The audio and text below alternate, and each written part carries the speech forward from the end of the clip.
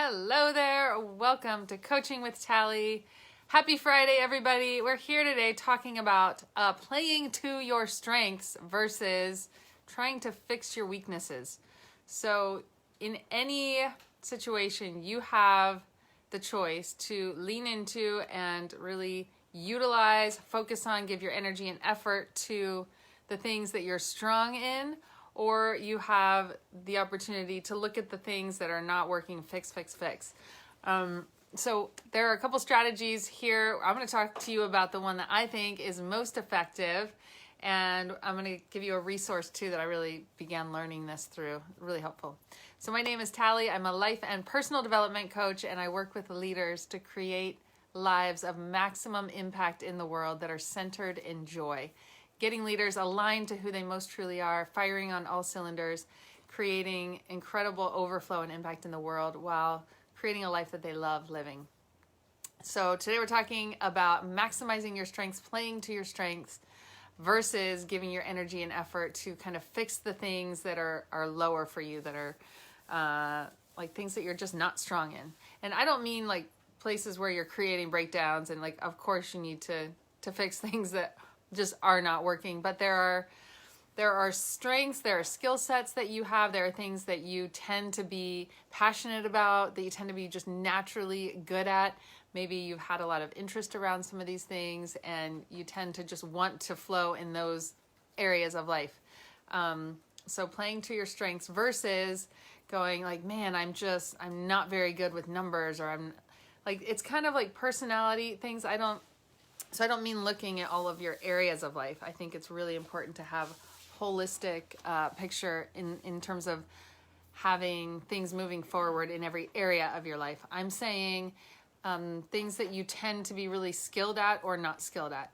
So some people tend to be great being out and with people and like great at sales or things like that, while maybe they don't like the like bookkeeping or the things that are more analytical in nature. Or you tend to be really, really good with, let's say, like systems. You tend to be really, really great with systems or organizing people in certain ways, but really not good at public speaking. So I'm talking about those kinds of things that you tend to be really good at, tend to really enjoy, that give you life and energy. My encouragement is to steer yourself into those things and then bring a team around you for the areas that you're not good at. Rather than being like, I need to get better at all of the things, focus on where you most are naturally wired to produce results, and then bring team around you for the areas that are just you're weaker in. Like, it's just fine that you don't fire on all cylinders in that way in terms of like where your strengths lie. Go with what your personality steers you toward. So there's a resource called Trombone Player Wanted. It goes into a lot of this. This is where I first learned the strategy of playing to your strengths rather than trying to fix all the things that you're not good at or become somebody really that you're not. Because we are naturally wired based on our personality to steer ourselves into things in one category versus another. And so if you actually go with the momentum of that and basically kind of invest yourself into those things rather than trying to be balanced and be all the different personality types. So there are a lot of great personality types out there. DISC is one of them. Personality matrix. There's the color. What's the color one? I forget what that's called. I think cards. I don't know. I forget what it's called. There are a lot of them that basically get at the same four general quadrants of strength sets. So knowing what your top two are and being able to give maximum energy and effort to those two, and then really looking at where are your weaknesses and what are the gaps that are kind of in your life because of that. And you do need to address it. You do need to be responsible with it. You do need to fill those gaps, but it doesn't necessarily need to be you learning all of those things. I wish I could think of there's a story coming to my mind right now. I forget. It was one of the greats in terms of like one of the founding fathers who basically somebody came to him and they were like, well, you don't know all of these things. And he's like, why would I waste like energy in my brain storing stuff when I could have, I could call on any one of my employees to answer that for me or to get that done for me. Like, why would I waste the brain capacity on that. It was like just a really, really interesting perspective. So things that are not going to maximize your output in terms of your strength sets, like find other ways to have those things handled or met, if that makes sense. So that's my 2 cents on it. And that's where I've seen people really come alive and really love. It's one of those keys to having a life that you love living, is steering yourself into the places that give you energy and really getting great at those things where you're most passionate.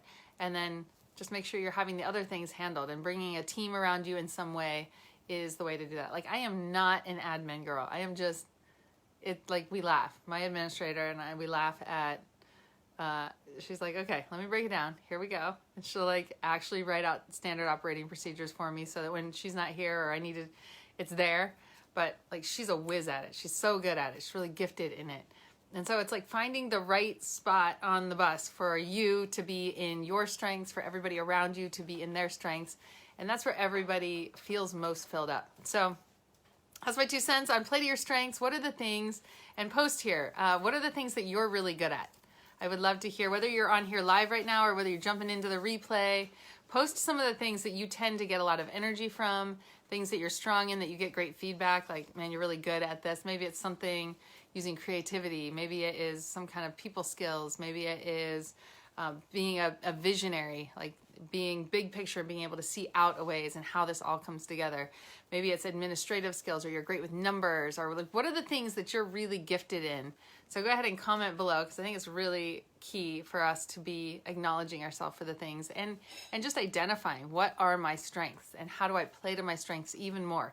How do I kind of put the foot on the accelerator, so to speak, in the areas that I get energy from, that I get best feedback from, where I'm most effective, and where are the places that I'm giving energy and effort to that actually drain me?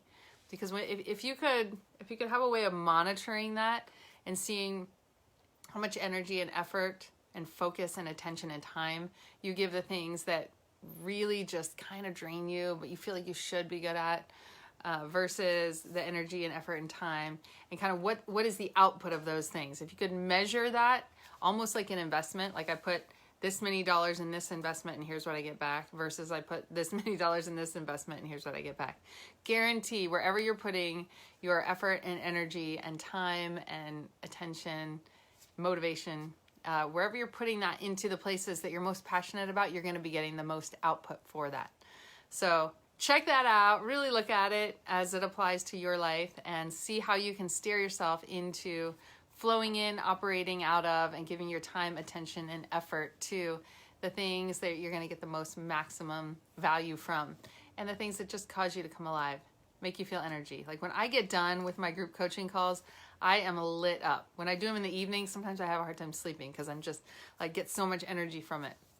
When I do one-on-one coaching, same thing. I get done with coaching call or coaching session and I'm like lit up, just excited about what they're creating, excited about what I just poured into, excited about the connection. So those things that I do like that give me tons of energy. And that is the best place for me to be maximizing. Like, how can I maximize that versus having me in front of a screen? So if I can get me being in front of a screen, like minimize that by paying somebody else to do it, and get me in front of people, coaching, pouring into, developing, like that's just a way, way better use of my time. Plus, I'm just so much happier. I am lit up. I'm more energized for all of the other things, all the other relationships, all the things in my life. I am having the biggest impact, and I'm having a life that I love living. So there's my 2 cents on that. Blessings. I will be back here tomorrow, same time, 1 o'clock Eastern Standard Time. And have a great weekend, everybody. Find some things that you really enjoy doing and get it on the calendar. Have fun, and I'll see you tomorrow.